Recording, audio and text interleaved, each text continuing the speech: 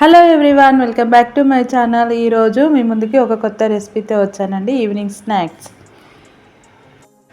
దానికి కావలసిన పదార్థాలు మైదా పిండి, ఒక 2 కప్పుల మైదా పిండి తీసుకోవాలండి.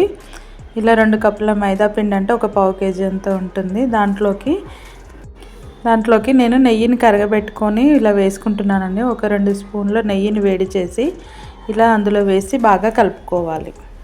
పిండి మొత్తం కలిసేలా ఇలా వేడి నెయ్యిని ఇప్పుడు ఇందులో కలుపుకోవాలండి. చూసి జాగ్రత్తగా పిండి మొత్తం కలిసేలా కలుపుకుందాం. పిండి మొత్తానికి ఇలా నెయ్యిని బాగా పట్టించి ఒకసారి చెక్ చేసుకోవాలండి, కలిసిందా లేదో. ఇలా చెక్ చేసుకుంటే ముద్దలా వస్తే పిండి బాగా కలిసినట్టు. ఇప్పుడు ఇందులోకి ఒక సగం స్పూన్ షుగరు, ఒక సగం స్పూను సాల్ట్ తీసుకొని ఇందులో కొద్ది వాటర్ వేసుకొని కరిగించుకోవాలి. ఈ కరిగించుకున్న వాటర్ని ఇప్పుడు మనం పిండిలోకి యాడ్ చేసుకోవాలండి. అలాగే కొద్దిగా దీంట్లోకి వాము కూడా వేస్తున్నాను. ఇవన్నీ వేసి బాగా కలుపుకోవాలి. ఈ కస్తా నమ్కీలు చాలా బాగుంటాయండి. ఈవినింగ్ స్నాక్స్లోకి పిల్లలకైనా పెద్దలకైనా టీ టైంలోకి చాలా చాలా బాగుంటాయి. ఇలా ఇప్పుడు కొద్దిగా వాటర్ తీసుకొని పిండి మొత్తాన్ని మంచిగా మనం కలుపుకోవాలి. కొద్దిగా వాటర్ వేసుకుంటూ పిండికి బాగా కలుపుకోవాలండి. ఇప్పుడు పిండిని మంచిగా కలిపి ఒక 10 నిమిషాలు పక్కన పెట్టుకుందాము. 10 నిమిషాల తర్వాత మనం పూరీలలాగా చిన్న చిన్న ముద్దల్లా చేసుకుందాం. ఇప్పుడు ఇలా పిండి మొత్తాన్ని ఇలా చిన్న చిన్న ఉండల్లా చేసుకోవాలండి. అన్నీ ఒకటేసారి చేసుకొని కొంచెం పొడిపిండి చల్లుకొని ఉంచుకోవాలి. ఎందుకంటే వాడిపోయినట్టు అయ్యి మంచిగా రావండి. అందుకోసమని ఇవన్నిటికి ఇప్పుడు పొడిపిండి చల్లుతున్నాను. ఇలా అన్నీ వేసుకున్న తర్వాత ఇప్పుడు ఒక్కొక్క ముద్దను తీసుకొని ఇలా చిన్న పూరీలా తలుచుకోవాలి.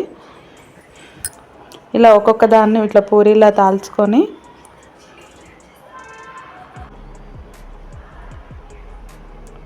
తాల్చుకున్న దాన్ని మధ్యనకి ఇలా ఫోల్డ్ చేసుకోవాలండి. మళ్ళీ ఇప్పుడు ఇంకో ఫోల్డింగ్ వేసి ఇలా ఒత్తుకోవాలి. అది లేవకుండా ఉండడం కోసం ఇలా ఒత్తుకొని మళ్ళీ ఒక్కసారి చిన్నగా అనగబెట్టొద్దండి, అది బాగా రావు. ఇట్లా చిన్నగా అనుకొని ఒక్కొక్క దాన్ని తీసి పక్కన పెట్టుకుందాం. ఇలా పిండి మొత్తాన్ని చేసుకొని అన్నీ పక్కన ఉంచుకుందాము. ఇవి ఆడిపోకుండా ఉండడం కోసము పక్కన ఒక క్లాత్ వేసి పెట్టండి. ఇప్పుడు కడాయి పెట్టుకొని అందులో ఆయిల్ వేడి చేసుకొని, ఈ ఆయిల్ మాత్రం సిమ్లో ఉండాలి, లేదంటే అవి లోపల ఉడకకుండా పిండిలా ఉండిపోతాయి. కాబట్టి ఆయిల్ని సిమ్లో ఉంచుకొని ఇలా కొద్దిగా వేడైన తర్వాత ఒక్కొక్క దాన్ని అందులోకి వేసి ఇలా కలపకుండా ఒక 2-3 నిమిషాలు వదిలేయండి.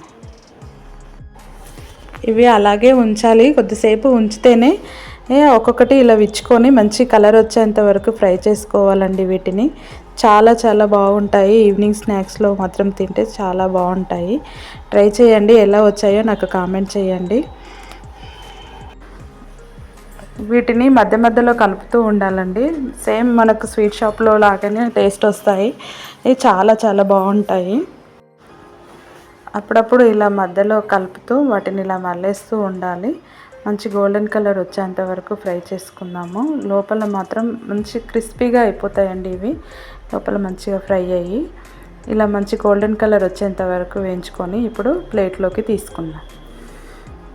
అన్నీ ఇలా ప్లేట్లోకి తీసుకోవాలి. నా వీడియో కనుక మీకు నచ్చినట్లయితే like, share, comment and subscribe. Bye.